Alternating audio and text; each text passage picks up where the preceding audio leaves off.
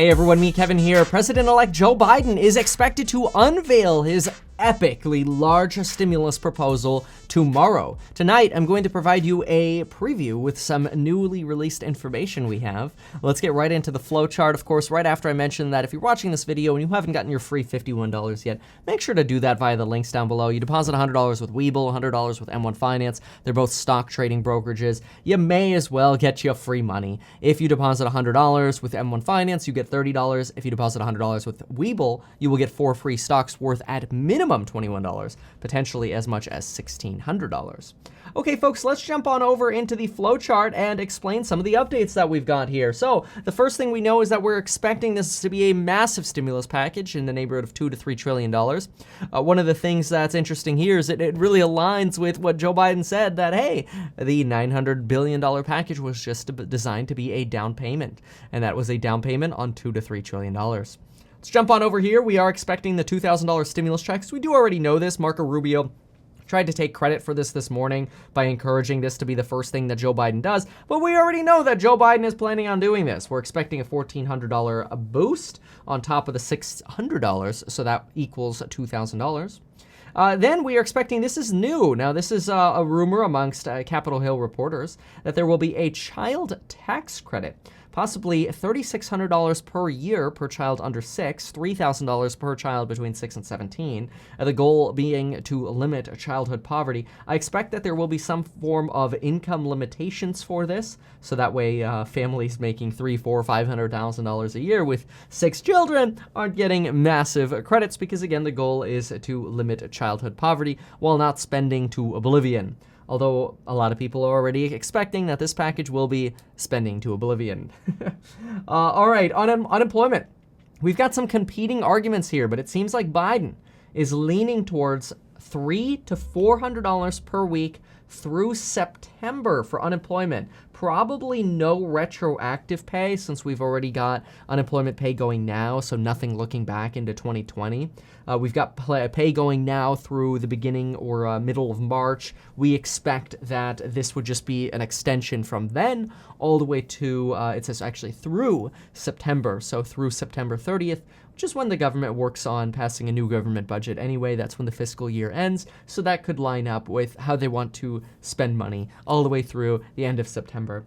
That could entirely make sense. It will be less than Ron Wyden's push of trying to get $600 per week. I guess I shouldn't say it will be. We're not sure if Joe Biden's definitely going to go under $600, but there's a good shot, it sounds like, that he's going to go with $300 to $400. There will be an encouragement for automatic triggers, or again, at least that's the expectation. Usually Congress doesn't go for those, though, which is weird because, ordinarily, if we see unemployment suddenly skyrocket again, it'd be nice to have some automatic thing that says, okay, unemployment's at this rate, well, automatically we will raise the boost that the federal government provides, so that way you don't have to wait for Congress to act. It's predictable and it's expected and it's simple. I don't know if we're going to see it, though. The $15 minimum wage, it's actually now possible that this might get delayed to the infrastructure package. The reason being, it's possible, some economists are saying that it makes more sense for businesses to get or be able to take advantage of the stimulus package and the new money that people will have and be able to spend with. Let the economy take advantage of that extra stimulus. Then after, businesses are actually able to function again, then increase the minimum wage. So that way we're basically allowing businesses to open up without necessarily burdening them with higher labor costs right up front. And I certainly don't want any workers to think that they're a burden, but the expectation now is that so many businesses are struggling that they're having so much trouble staying open. The last thing they even have money for is more spending. But that will come in a few months with the infrastructure package. No guarantees, but that is a theory that we're hearing right now.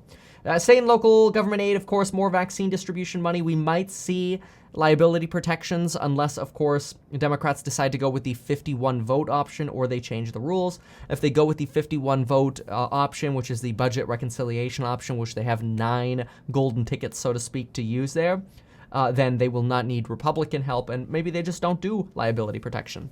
Go ahead and type into YouTube, by the way, after this video, what Democrats can do with 51 votes explained. And you'll see a video from me where I break down exactly how that 9-ticket system works. It's pretty interesting.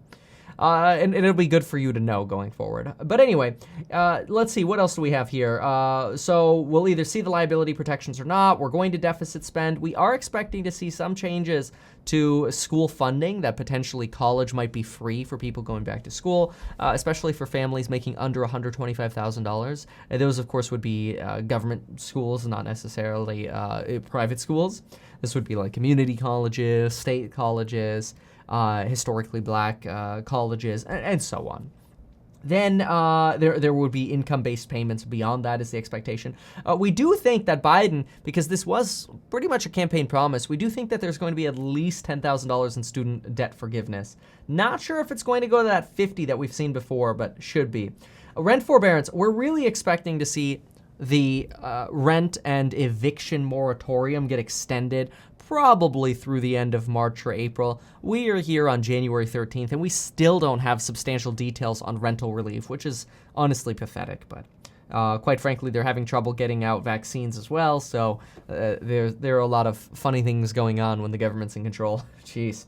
Anyway, mortgage forbearance, we expect extensions here as well because a lot of people are going to have some big bills coming due in March and April. And the last thing we want to see is a potential real estate crisis because now people are maybe not getting their forbeared money added to the back of their loan. They have to come up with it, and now we start seeing more foreclosures. We don't want to see that at all.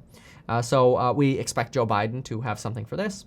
Assistance for small businesses, of course, some extensions here. We're not sure what Joe Biden's small business plans are. That'll be probably an area that we really want to spend a lot of time on, whether there'll be grants or new loan programs. We'll have to pay attention to this. Of course, as we've mentioned previously, I just want to give a quick recap here. The big goal for Biden is making sure the economy does not collapse in the first quarter of 2021, which we are in now.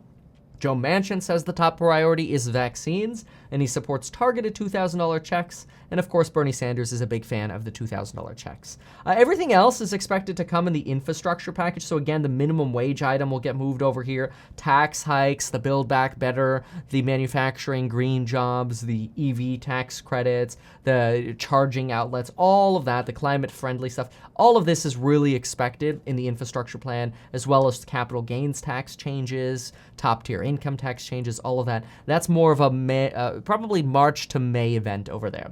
But this is a good little update we have here regarding these, especially since we got some insights here on unemployment and child tax credits. We'll see how this ends up unfolding, but tomorrow's the big day on this, so you might not get a notification from YouTube, but make sure to stay tuned to the channel. Just type Meet Kevin into YouTube, or go to my channel and the videos tab and just check for new videos as they post, or your subscription feed as well, of course, if you are subscribed. If you are, thank you so much for subscribing. If you're not subscribed and you watch anyway, hey, you know what? You deserve a thank you as well. Appreciate all of you, and folks, we will see you in the next video.